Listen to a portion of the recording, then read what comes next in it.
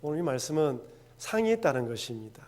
하나님께서 우리 각 성도들에게 예비해 두신 상이 있으니까 그 상을 바라보고 달려가자, 이런 말씀을 오늘 바울이 전하고 있습니다. 이런 생각을 가지시고 오늘 말씀에 은혜 받으시길 바랍니다. 제가 이전에 제자반 공부를 할 때 한 집사님께서 제게 이런 질문을 했습니다. 목사님, 예수님 믿기만 하면 천국 갑니까? 그래서 예수님 믿기만 하면 천국 가죠 라고 대답하면서 집사님 왜 뜬구름 없이 이런 질문을 합니까? 라고 물었습니다. 제자반 공부를 하려면 먼저 기초교리반을 공부한 자만이 제자반 공부를 할 수 있게 되어 있거든요. 기초교리 공부에서 천국 가는 방법에 대해서, 예수님 믿으면 천국 간다는 이 교리에 대해서 배우고 오셨기 때문에 제자반 공부를 하는 것입니다. 이분은 이미 기초교리를 공부하신 분이죠. 그 기초교리 공부하면서 지식적으로 이론적으로 예수님 믿으면 천국 간다라는 것은 알았지만 마음속 깊이까지 그 의미를 몰랐던 것 같습니다. 그리고 저와 이런저런 이야기를 나누다가 왜 이분이 이런 질문을 했는지 알게 되었습니다. 천국은 가고 싶은데 이 땅에서 예수님의 제자로서의 삶은 살고 싶지 않은 거예요. 죽어서 천국은 가고 싶은데 이 땅에 사는 동안에는 자기 마음대로, 자기 하고 싶은 대로 살고 싶은 거예요. 그래서 확인하고 싶었던 것입니다. 예수님 믿기만 믿으면 천국 갑니까? 그러면 됩니다. 그럼 목사님, 저는 예수님만 믿고 천국만 가려고 합니다. 여러분, 이 땅에서 내 마음대로 살다가 죽어서는 천국 가기 위해서 예수님 믿는다면 이것은 과연 성경에서 말하는 구원받은 믿음일까요? 어떻게 생각합니까? 아닙니다. 성경에서 말하는 믿음이란 예수님을 내 삶의 구주로 모시는 믿음을 말하는 거예요. 이 땅에 살아가면서 예수님을 하나님의 아들로 나를 구원하신 구세주로 믿는 믿음, 그 믿음으로 살아가는 그 믿음을 구원받은 믿음이라 말하지 않습니까? 로마서 10장 9절 10절 말씀을 같이 읽어볼까요? 내가 만일 내 입으로 예수를 주로 시인하며 또 하나님께서 그를 죽은 자 가운데서 살리신 것을 내 마음에 믿으면 구원을 받으리라. 사람이 마음으로 믿어 의에 이르고 입으로 시인하여 구원에 이르느니라. 아멘. 내가 만일 내 입으로 예수를 주로 시인하는 거예요. 예수님을 구주로 시인하는 것입니다. 여러분, 가룟 유다와 베드로의 차이가 무엇입니까? 가룟 유다는 예수님을 구주로 믿지 않았습니다. 베드로는 예수님을 구주로 믿었어요. 그러나 그 믿음을 지킬 만한 연약한 믿음이었지만 믿음은 있었단 말이에요. 가룟 유다는 예수님을 구주로 믿은 사람이 아닙니다. 이해되시죠? 예수님을 구주로 믿어야 되는 거예요. 그 믿음으로 살아가는 가운데 내가 연약하고 부족해서 넘어지는 경우는 있지만 그때도 믿음으로 일어나야 되는 것입니다. 하지만 예수님만 믿어서 천국 가고 이 땅에 사는 동안 내 뜻대로 살겠다, 그건 참된 믿음이 아니라는 것입니다. 천국을 생각할 때, 하나님 나라 생각할 때 두 가지를 잊어버리면 안 됩니다. 첫 번째는 장소적인 개념으로 천국이에요. 장소적인 개념으로 천국이라는 것은 우리가 죽으면 들어가는 그 하늘 나라를 말합니다. 천국은 예수님을 구주로 믿는 성도들이 죽고 난 뒤에 들어가는 그 나라가 있습니다. 히브리서 12장 1절에서 말하는 허다한 증인들이 있는 곳이죠. 히브리서 12장 1절 말씀입니다. 이러므로 우리에게 구름같이 둘러싼 허다한 증인들이 있으니 모두 무거운 것과 얽매기 쉬운 죄를 벗어버리고 인내로서 우리 앞에 당한 경주를 하며. 구름같이 둘러싼 허다한 증인들이 지금 어디에 있습니까? 우리가 말하는 그 천국에 이 육의 몸을 벗고 영으로 들어가 있는 거예요. 장소적인 개념으로 거기 천국이 있단 말입니다. 예수님께서는 죄인된 인간들이 들어갈 수 있도록, 천국에 들어갈 수 있도록 이 땅에 오셔서 십자가에 돌아가심으로써 그 천국 문을 활짝 열어놓았습니다. 누구든지 예수를 주로 부르는 자, 예수를 구주로 시인한 자들에게는 그 천국에 들어갈 수 있도록 문을 열어놨다는 거예요. 근데 두 번째, 장소적인 개념으로 천국이고, 두 번째는 다스림의 개념입니다. 이 다스림의 개념이 뭐냐면 예수님의 다스림을 받는 곳이 천국이라는 거예요. 그러니까 이 다스림을 받는 곳이 천국이라는 이 개념은 시간과 장소를 초월합니다. 즉, 이 몸을 입고 이 땅에 살아가면서 예수님을 구주로 모시고 예수님 안에 살아가고 있으면 이 땅이 곧 천국인 거예요. 여러분들이 예수를 구주로 모셨고 그 안에서 믿음으로 살아가고 있기 때문에 지금 이 자리가 천국인 것입니다. 다스림의 개념으로는. 물론 목사님, 그래도 살아가면서 힘들잖아요. 힘든 일이 있죠. 왜 그렇습니까? 이 육신의 몸을 입고 있고 이 세상에는 사단 마귀들이 유혹을 하고 있고 세상에 인간들이 악한 것으로, 구조적인 악으로 인해서 우리가 피해를 당할 수가 있습니다. 교통사고를 당할 수 있고 악한 사람들로 해서 강도를 당할 수 있고 도둑질을 당할 수도 있습니다. 그런 개념으로서는 아직 천국은 아니에요. 하지만 하나님의 다스림, 말씀이 깨달아지고 기도하는 가운데 하나님의 은혜가 임하고 성령이 내 마음을 다스리고 있으면 우리는 천국 삶을 누리고 있는 것입니다. 이 땅에서 이 육신의 몸을 입고 천국된 백성의 삶을 살아가다가 죽어서 이 몸은 벗고 영원으로 예수님 안에서 다스림을 받다가 예수님이 재림하시면 부활한 몸을 입고 완전한 천국에 들어가서 완전한 다스림을 받는 것입니다. 이것이 바로 완성된 하나님 나라예요. 이해되시죠? 모르시는 거예요. 이해되시죠? 이게 깨달아져야 돼요. 이게 안 깨달아지면 안 됩니다. 그래서 우리는 이 몸을 입고 있지만 천국 삶을 누리고 있는 것입니다. 장소적으로 들어간 천국이 있지만 다스림으로서 천국 생활을 누리고 있고, 그리고 죽어서 들어가고 또한 부활한 몸으로 완전히 들어가는 거예요. 그러니까 우리는 천국을 세 번 누리는 것입니다. 한 번은 이 몸을 입고 천국 삶을 누리고, 영의 몸으로 천국 삶을 누리고, 부활의 몸으로 영원히 천국에서 주님과 사는 것입니다. 그렇다면 완성된 천국, 즉 예수님께서 재림하실 때에 들어가는 천국은 아니지만 이 땅에서 이 몸을 입고 이 천국된 백성의 삶을 살아가는 우리들이 남은 생애 동안 어떤 삶의 자세를 가지고 살아가냐는 거죠. 오늘 사도 바울의 이 말씀을 통하여서 이에 대한 해답을 찾아보려고 합니다. 우리는 2주 전에 이 본문의 말씀을 가지고 오늘 3주째 살펴보고 있습니다. 빌보 교회에 거짓 교사들이 들어와서 예수를 믿을 뿐 아니라 율법도 지키고 할례도 행해야 된다. 이 두 가지를 다 해야 된다고 가르쳤어요. 그래서 성도들 가운데서는 사도 바울이 가르친 것이 잘못되었는갑다 싶어서 성도들 가운데서는 율법도 지키려고 하고, 어떤 사람들은 할례를 받고 난 뒤에 나는 할례 받아서 할례 받지 않은 너희들보다 나는 믿음이 더 좋은 사람이야 라면서 자신의 육신을 자랑했습니다. 이에 사도 바울이 말하기를 아니다, 오직 예수 그리스도만으로 구원받는다라고 이야기하면서 육체의 자랑은 아무 소용이 없다. 오직 예수 그리스도를 아는 지식에 이 지식이 고상하다는 것을 아는 사람은 세상의 자랑거리들을 배설물로 버린다고 이야기를 했습니다. 여러분, 내 안에 예수 그리스도인 깨달음이 꽉 차고 내 안에 예수님에 대한 믿음이 꽉 차 있으면 세상 것들은 배설물로 볼 수 있는 믿음의 눈이 생기게 되어 있어요. 그러니까 세상의 것들이 배설물로 보이지 않는 것은 내 안에 아직 하나님 말씀으로 꽉 차져 있지 않고 성령으로 충만하지 않기 때문에 그것들이 아직도 여전히 자랑거리로 보인다는 것입니다. 오늘 4월 초팔인데 어느 유명한 스님의 그 인터뷰한 것이 신문에 나왔더라고요. 참 제가 읽으면서 참 여러 생각을 했습니다. 어쨌든 그들은 참선과 수양을 통해서 마음을 비워서 해탈의 경지에 도달해야 한다. 그리고 이 절이라는 것이 상당히 힘들지 않습니까? 이 절이라는 고행을 통하여서 자신의 마음의 화남과 욕심과 어리석은 것들을 내어버리려고 한다고 하더라고요. 근데 우리는 이미 신인 사람들이에요. 하나님의 영을 모시고 있는 사람들입니다.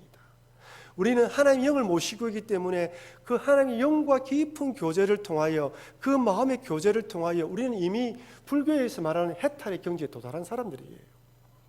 그것을 깨달아 참선을 통해 깨달아가는 것이 아니라 이미 내 안에 계신 그 하나님의 영을 통하여서 그 믿음 안에서 천국 백성을 누리는 삶을 살아가고 있다는 것입니다.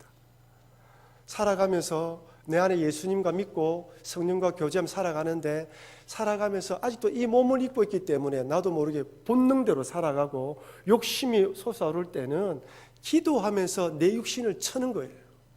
기도하면서 나는 죽이고 예수님만 살리는 삶을 살아가는 것이 우리 인생입니다. 그래서 예수님 안에 내가 있을 때, 그 안에서 하나님과 교제하는 풍성한 삶이 채워질 때 뭐가 참된 자랑거리인지를 볼 수 있는 눈이 생기는 것입니다. 유명한 스님이 산은 산이요 물은 물이라고 이야기했죠. 산과 물 가운데에 그 구별이 없는, 우리는 어떤 일들 가운데에서도 성령 안에서 주님이 주시는 그 참된 믿음 안에서 믿은 것을 볼 수 있는 눈이 생긴 사람이라는 것입니다. 그렇다면 오늘 본문을 통해서 이런 믿음을 가진 우리들이 살아갈 때 주의해야 될 두 가지 큰 것을 이야기하고 있습니다. 첫 번째는 잡힌 바 된 인생의 목적대로 살아가야 한다고 말합니다. 즉 예수를 구주로 믿고 성령으로 충만해진 우리들은 내가 예수께 잡힌 바 된 사람이라는 그 생각을 잊지 말고 살아가라고 바울은 이야기하고 있습니다. 빌립보 3장 12절 같이 한번 읽어볼까요? 내가 이미 얻었다 함도 아니요 온전히 이루었다 함도 아니라 오직 내가 그리스도 예수께 잡힌 바 된 그것을 잡으려고 달려가더라. 아멘. 자, 이 말씀 읽고 물을 쳤습니다. 예수께 잡힌 바 되었어요. 여러분, 내가 예수님 믿은 게 아닙니다. 예수님이 나를 잡아서 믿게 만들어 주셔서 구원받은 거예요. 여러분이 여기 있는 것은 내가 예수님을 스스로 깨달아진 것이 아니라 예수님이 여러분을 잡아서 이 자리에 앉아있게 만드신 것입니다. 바울은 그를 깨달았어요. 나는 예수께 잡힌 바 된 사람이구나. 그래서 이 잡힌 바 된 목적, 왜 예수님이 나를 잡아주는가에 대한 그 목적을 빨고 그 목적을 향해 달려가야 한다는 것이죠. 구원은 여러분 어디까지나 능동적으로 제가 찾아가는 것이 아닙니다. 구원은 수동적으로 주님께서 다가오셔서 우리를 붙들어 주신 것이죠.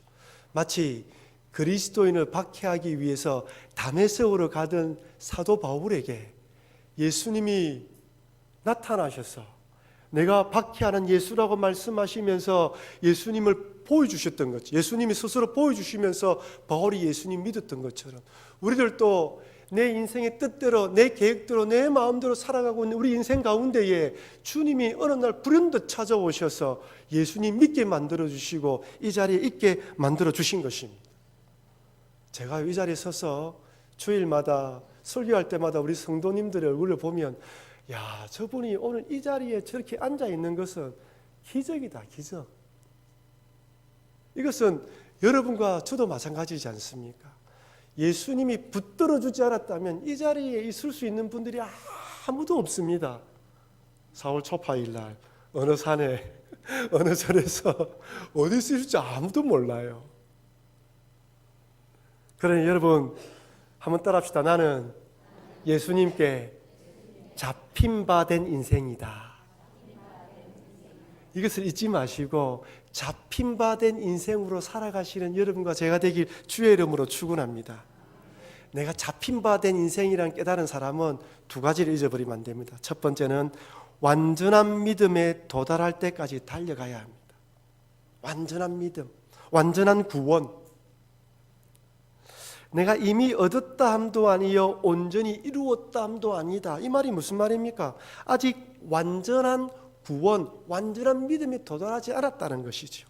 아직 남아있는 구원이 있다는 뜻입니다. 예수님 믿어 구원이 시작되었지만 완성된 구원은 남아있다는 것입니다. 물론 그렇다고 예수님 믿어 구원받은 것이 뭔가 불완전하거나 부족하다고 말씀드리는 것은 아닙니다. 예수님 믿음으로 구원받았고 여러분의 구원은 전혀 문제가 없습니다. 하지만 구원의 풍성함, 구원의 완성, 예수님이 재림하시면 부활의 몸을 입고 예수님을 눈과 얼굴과 얼굴 대면하는 그 구원의 완성의 시간은 남아있다는 것이죠. 하나님의 나라에 입성할 때까지의 그 시간이 남아있다는 것입니다. 제 사실은 옛날에는 그 이해를 못했습니다. 무슨 말인지 이해를 못했어요. 이것을 깨닫고 나니까 이 삶이 얼마나 복된 삶이고 소망이 되는지 몰라요. 힘들고 어려운 일이 있더라도 맞아, 조금만 있으면 그 나라에 입성하게 되잖아 라는 소망이 생기는 것입니다. 제가 지난번 빌립보서 2장 12절 말씀으로 승화에 관해서 말씀드릴 때 이런 말씀을 드렸습니다. 빌립보서 2장 12절입니다. 그러므로 나의 사랑하는 자들아, 너희가 나 있을 때뿐 아니라 더욱 지금 나 없을 때에도 항상 복종하여 두렵고 떨림으로 너희 구원을 이루라 라고 했지 않습니까? 여기 구원을 이루라는 말은 어떻습니까? 완전한 구원을 받지 못했다는 것이 아니라 완전한 구원으로 나아가라는 의미죠. 받은 구원을 풍성하게 가꾸어 가고 마지막 단계까지 나아가라는 의미거든요. 이 땅에 사는 동안 예수님 믿고 난 뒤에, 예수님을 구주로 모시고 난 뒤에 이 땅에 사는 동안 내 마음대로 내 뜻대로 살아가는 것이 아니라 더 구원을 풍성하게 가꾸기 위해서 내 육신의 정욕과 이 본능을 복종시키는 싸움을 해야 되고 사단 마귀의 유혹에 싸워서 이겨나가는 이런 싸움을 해나가야 되는 것이죠. 그러면서 좀 더 풍성한 구원, 좀 더 완전한 구원으로 나아가는 것입니다. 여러분, 예수님 믿고 난 뒤에 하나님의 풍성한 구원을 누리느냐 많이 누리지 못하느냐는 여러분 성도들 각자의 몫입니다.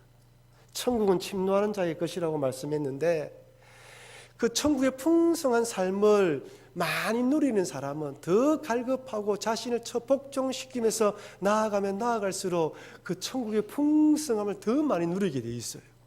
말씀이 더 많이 깨달아지면 더 깨달아진 가운데 풍성한 삶을 누리게 돼 있고요. 성령님과 더 풍성의 교제를 가지면 그 은혜 가운데 살아가게 돼 있는 것입니다.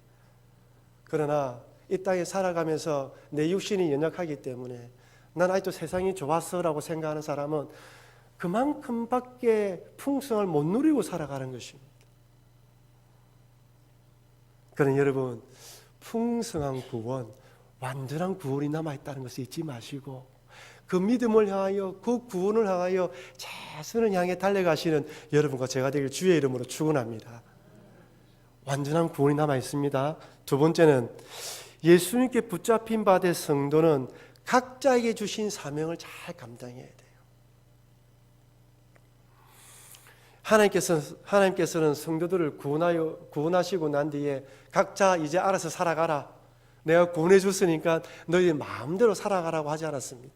우리 각자에게 은사를 주시고 재능을 주셨어요. 여러분에게 주신 은사와 재능을 가지고 이 땅에서 사명자의 삶을 살아가도록 만들어 놓았습니다. 여러분, 사도 바울에게 사명이 무엇입니까?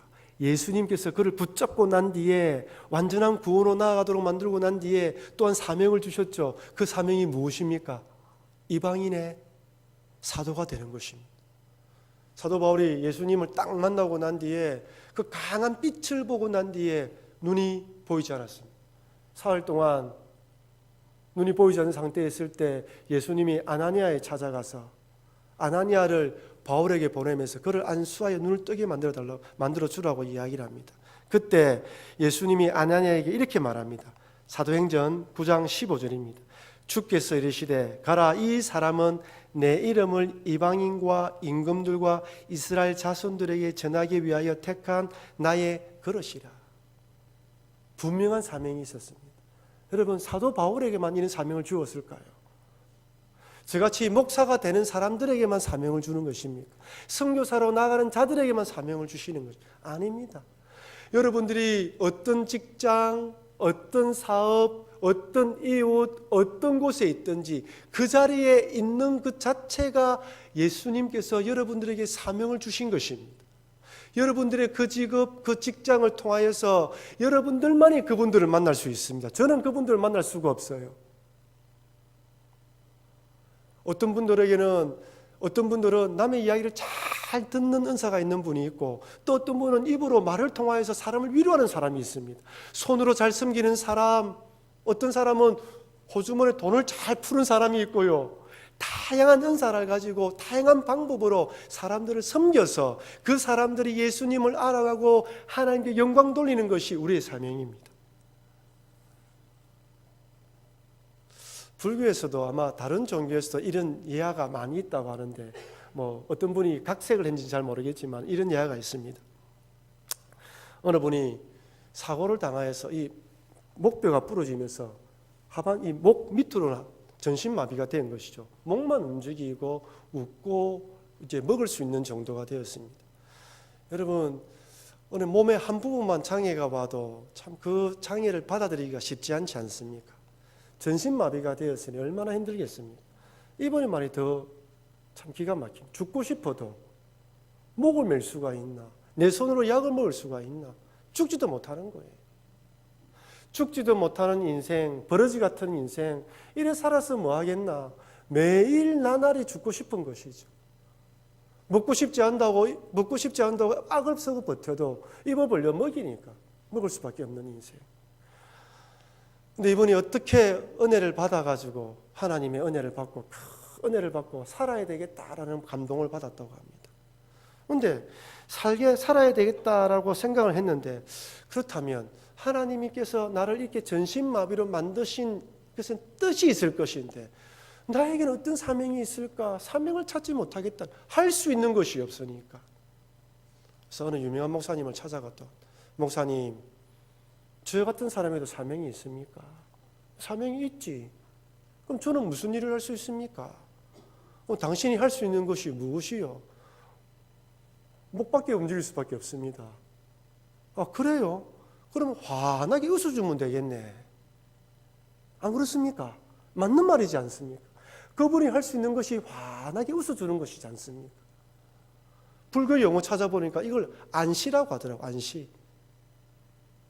얼굴로 웃어주는 것, 반겨주는 것, 환하게 해주는 것.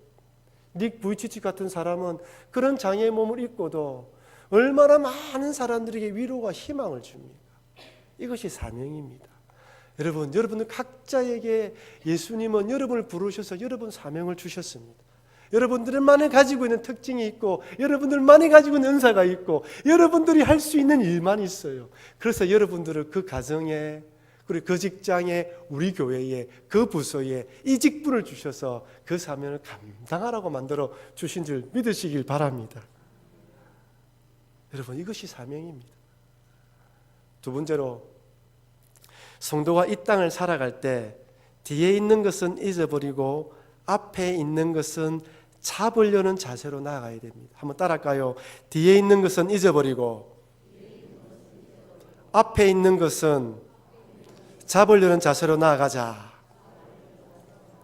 쉽게 말하면 과거는 성공했든 실패했든 연연하지 말라는 것입니다. 앞만 바라보자는 거죠. 앞을 기대하는 마음으로 바라보라고 이야기합니다. 우리 3장 13절 말씀 같이 읽어볼까요? 형제들아,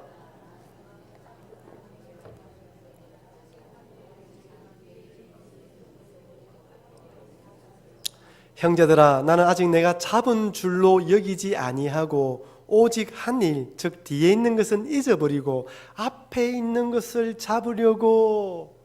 근데 오늘 본문 말씀을 잘 보면 이 본문 말씀을 마치 사도 바울은 운동 경기하는 선수의 모습과 비교하는 걸 볼 수 있어요.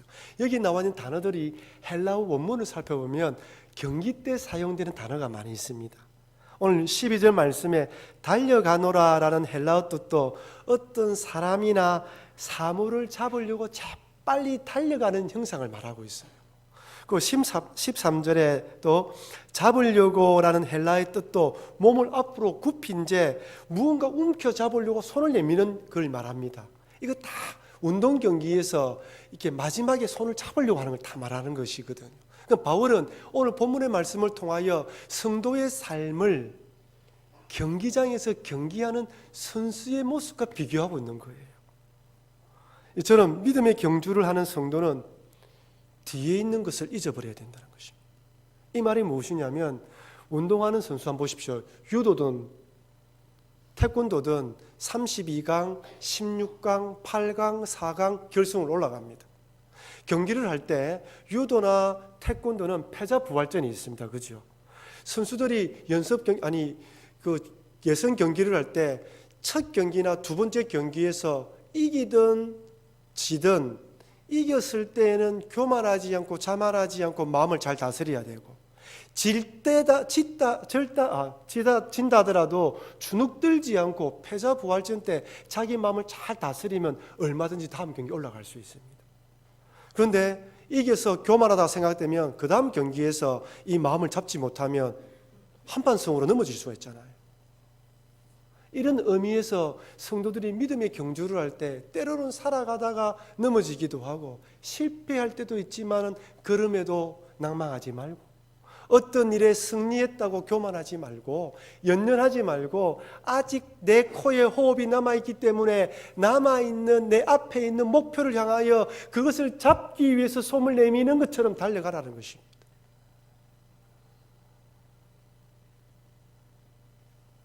성도는 믿음 생활하면서 선택한 후에는 후회가 없어야 됩니다.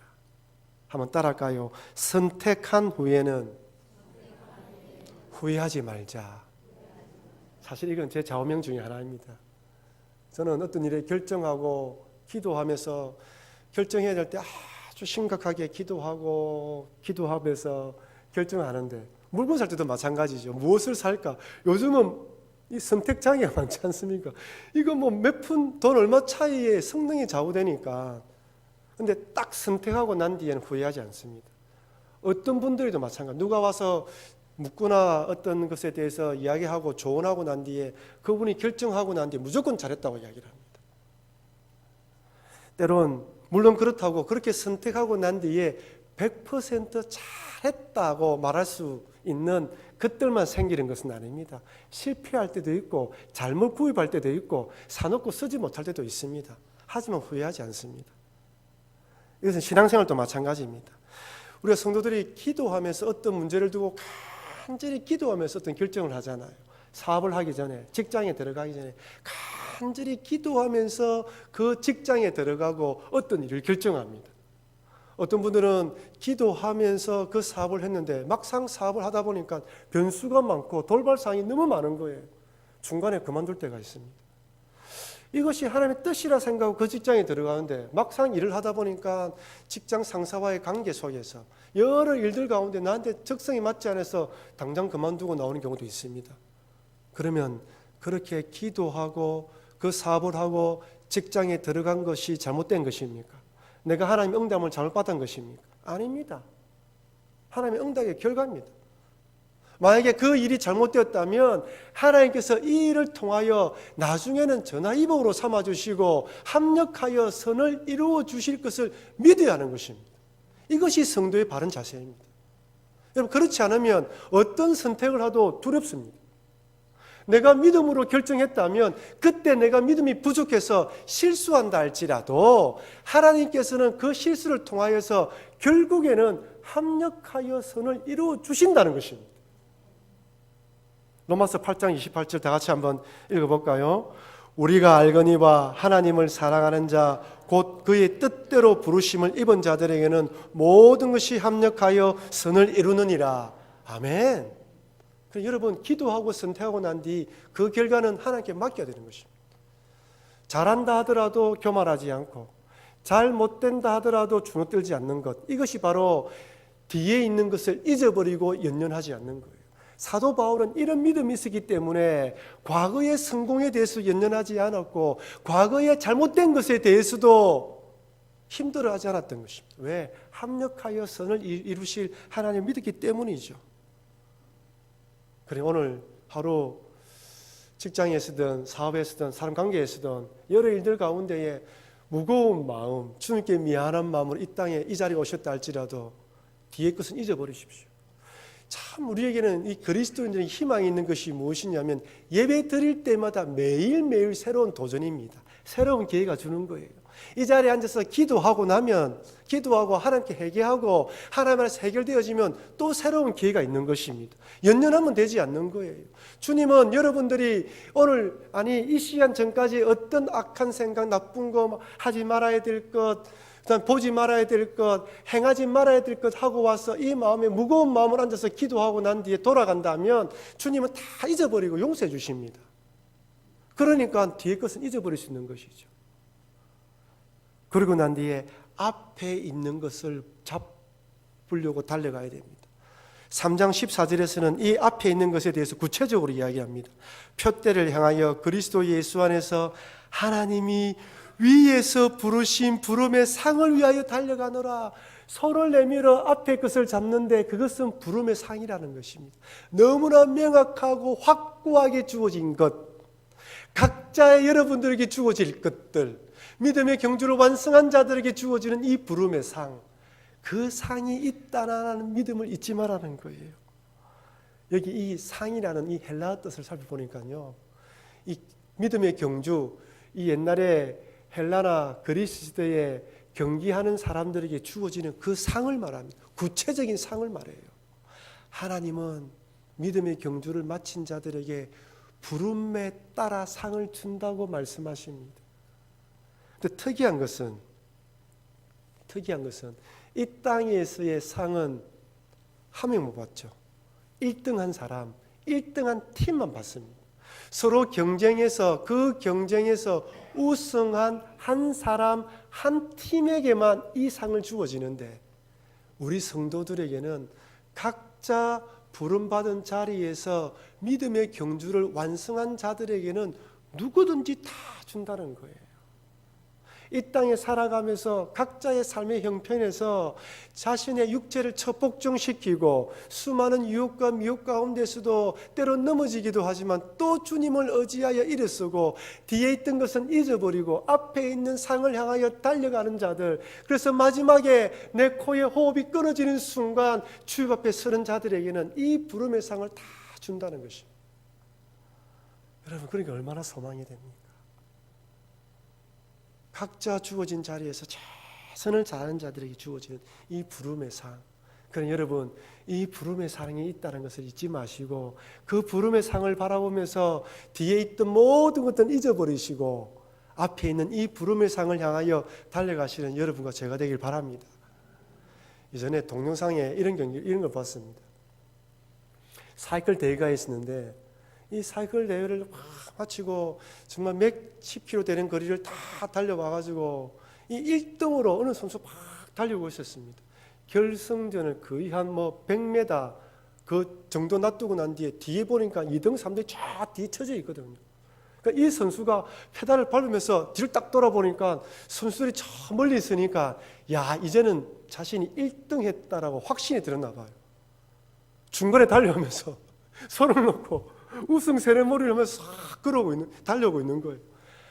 그런데 뒤에 2등으로 3등으로 달려오는 선수들이 마지막 스파트라이트를 페달을 막 밟으면서 달려오는데 이 선수가 손을 들고 있는 그 찰나에 손살까지 달려온 거예요. 손을 들고 있다가 이상해서 뒤를 딱 돌아보는 순간 바짝 따라오거든요. 그래서 1등한 선수가 그때 그제서야 페달을 밟았는데 간발의 차이로 1등한 선수가 2등이 되는 걸 보았습니다. 얼마나 안타까웠겠습니까? 마지막까지 최선을 다해 달려가야 되는데 그 마지막 순간 조금만 참고 우승 세레모니를 조금만 참아야 되는데 결국 2등한 선수가 1등을 했습니다. 정말 간발의 차이로. 그러나 여러분, 믿음의 경주를 할 때 방심하지 마시고 참 뒤에 있는 것은 잊어버리고 마지막 내 코에 호흡이 끝나는 순간까지 최선을 다해 달려가시길 바랍니다.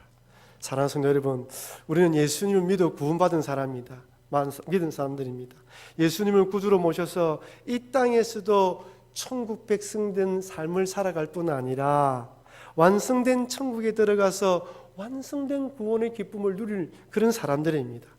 그런 이런 믿음을 가지고 이 땅에 살아가는 동안 하나님께서 우리 각자에 주신 사명을 잘 감당하시길 바랍니다.